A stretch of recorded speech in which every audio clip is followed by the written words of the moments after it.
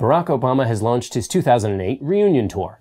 Actually, it's the kickoff of his re-election campaign, but it feels very much like the last one.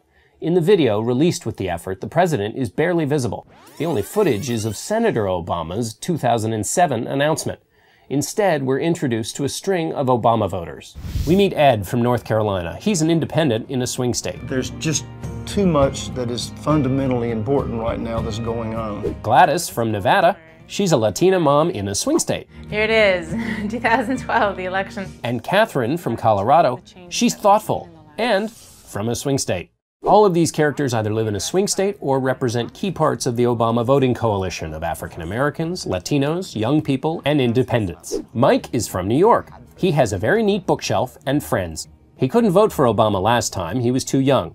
He will now, however, proof that hope hasn't died. I knew that someday I'd be able to help re-elect him.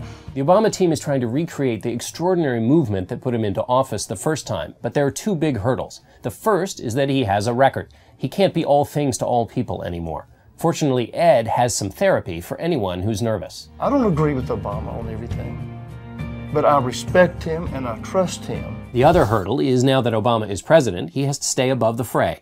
He can't be out campaigning all the time. Fortunately, Alice from Michigan has advice for any supporters who might think the president is shirking. Unfortunately, President Obama is one person. He cannot go, plus he got a job. You know, we're paying him to do a job, so we can't say, hey, could you just take some time off and come and get us all energized? So we better figure it out. Letting other people speak for you is a luxury an incumbent can afford. Tim Pawlenty, the former governor of Minnesota and Republican presidential candidate, had to make himself into an action hero in his campaign video so that people would think he was big enough for the role of president. This is the United States of America. It takes an extraordinary effort. It takes extraordinary commitment. It takes extraordinary strength. After watching this trailer, people might not only envision Pawlenty as president, but also a fighter pilot, or an astronaut, or a NASCAR driver.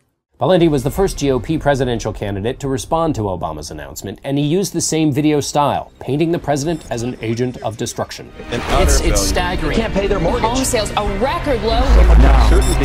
The Republican Party offered its own video, using the same themes, portraying the president as selfish and clueless, playing golf while the country suffers, and laughing while one of his supporters expresses her frustrations.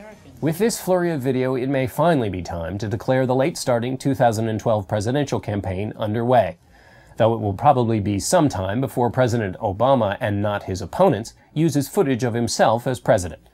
For Slate V, I'm John Dickerson.